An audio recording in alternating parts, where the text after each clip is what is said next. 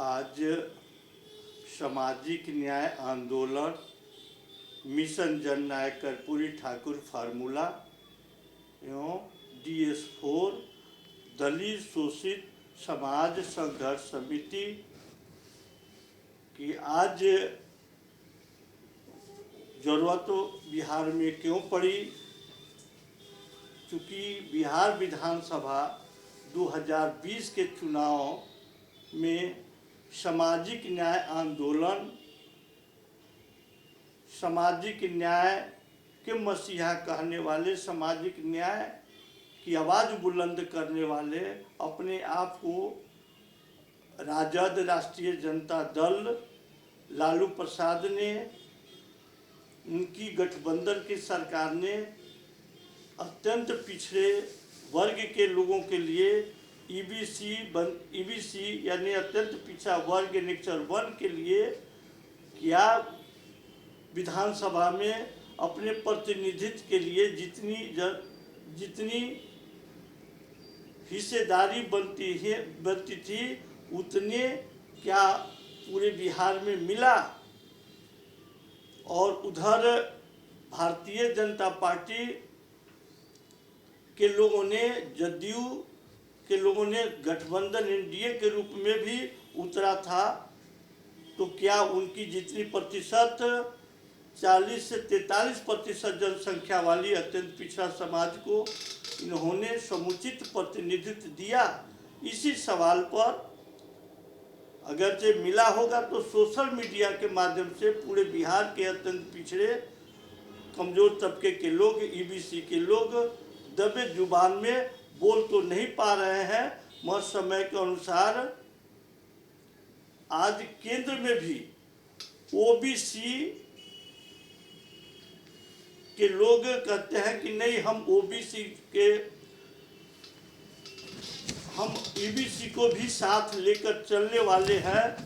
बल्कि आज social media के माध्यम से तमाम बिहार के लोग, पूरे भारत के लोग देख रहे हैं, यादव लगभग 49 से 50 के एवरेज प्रतिनिधित्व में आए हैं। उसी प्रकार कुशवाहा समाज के लोग 18 के 19 के बीच लगभग गए हैं। कुर्मी, पटेल, धानुक जो पहले EBC के रूप में थे, वो मंगनी लाल मंडल के चालाकी से, उनकी करतूत से जनसंख्या उनकी कम थी, 1.5-2% पटेलों की जनसंख्या थी, कुर्मी की जनसंख्या थी।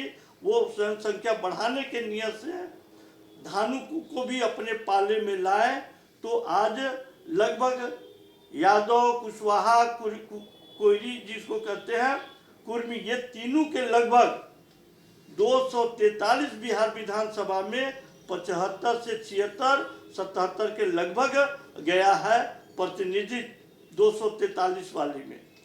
और जो वैश्य के रूप में बनिया जो है, डेवलप OBC के तहत आने वाले, जैसे जिस समाज को हम लोगों के बीच नीतीश कुमार ने अत्यंत पिछड़ा में घुसेड़ने का काम किए थे, वो तो तेली समाज के लोग हैं। वो लगभग 8 के एवरेज प्रतिनिधित्व के रूप में गया है विधानसभा में। उसी में कलवार 4 प्रतिनिधित्व गया है।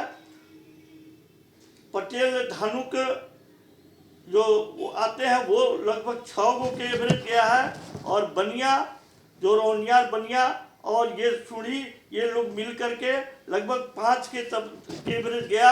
और सुढ़ी 2 और चनो 1, यानी ये टोटल मिल करके 76 और 26, ये टोटल दोनों मिल करके ये काफ़ी अत्यंत पिछड़ा के रूप में इनकी प्रतिनिधित्व।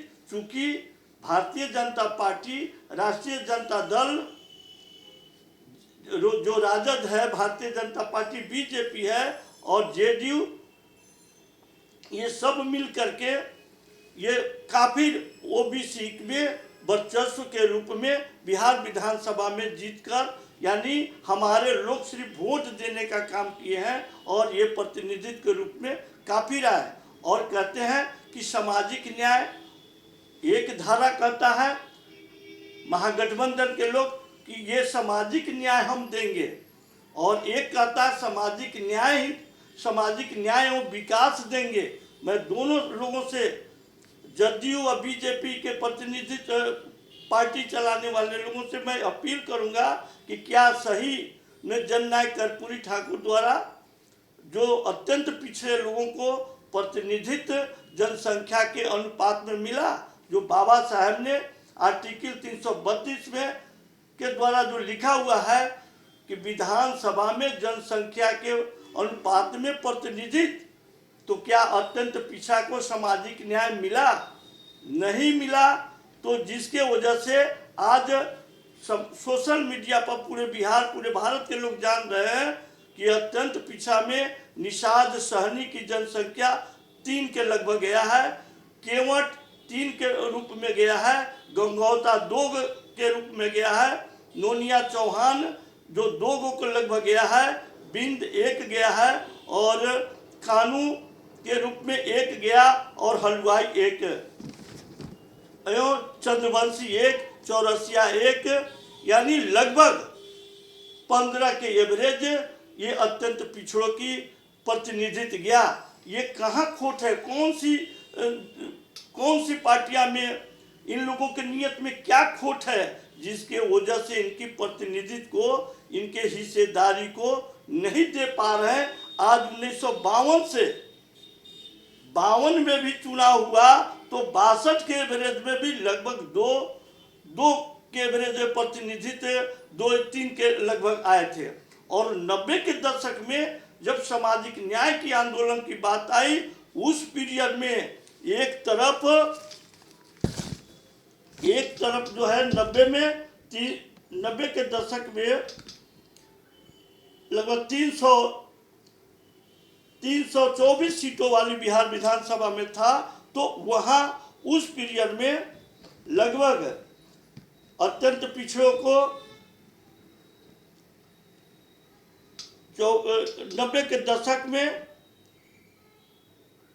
3 के लगभग गया था। और आज वही हालत है कि आज इतने दिनों के 90 के बावजूद भी आज 2020 के चुनाव हुआ तो अत्यंत पिछड़ा के रूप में लगभग 14 से 15 प्रतिनिधित्व गया है। और आज तमाम दलित जो 15% जनसंख्या वाले को 38 प्रतिनिधित्व विधानसभा में चला गया, और 1% जनसंख्या वाले आदिवासी की उनकी 2 नुमाइंदे बिहार विधानसभा में गया है। मगर यही सवाल हम लोग कर रहे हैं कि आज सामाजिक न्याय आंदोलन की आवश्यकता क्यों पड़ी?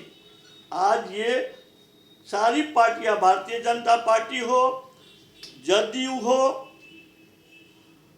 एवं महागठबंधन में राजद हो, कांग्रेस हो, माले हो, ये तमाम लोग मिल करके, ये सारी पार्टियां मिल करके यही सामाजिक न्याय मिला जो लगभग 43% 42% जनसंख्या वाली 100 से ऊपर है जातियां अत्यंत पिछड़ों के लिस्ट में, उनको मात्र 14 से 15 प्रतिनिधित्व विधानसभा में किसी प्रकार पहुंचे हैं।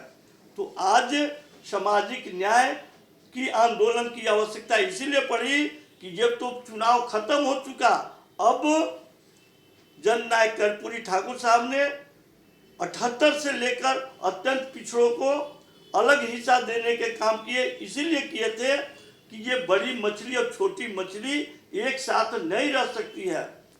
काका कालेलकर आयोग जो 52 में गठित हुई थी, उसमें भी एक सदस्य ने कहा था कि ये ओबीसी का ब्रॉड लिस्ट है।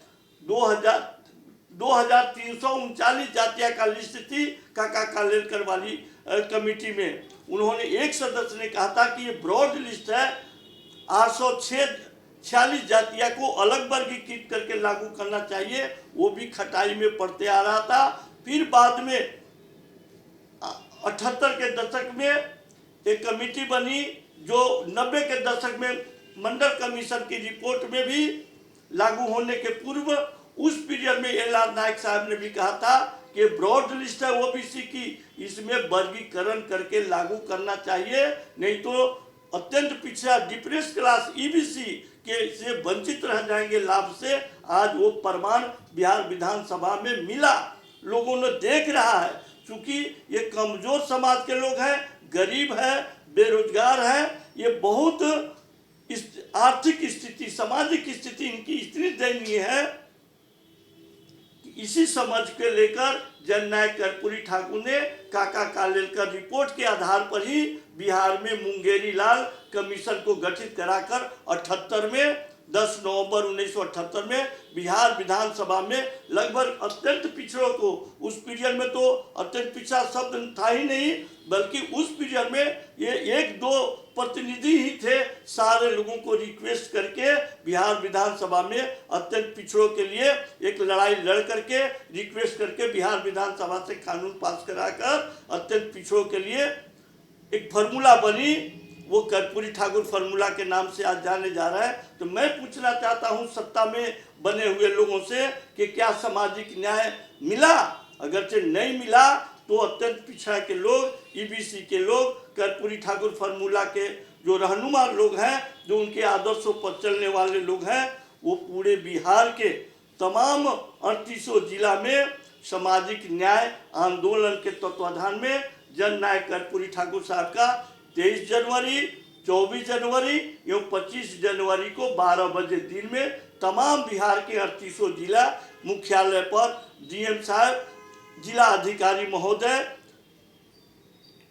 के, डीएम साहब के कार्यालय के जहां धरना स्थल होगा, जहां धरना लगती है, उस जगह 3 दिन ही हमारे लोग जयंती के अवसर पर बैठेंगे और अपनी बात रखेंगे, जयंती भी मनाएंगे और अपनी डिमांड को लेकर डीएम, जिला अधिकारी महोदय को ज्ञापन सौंपेंगे।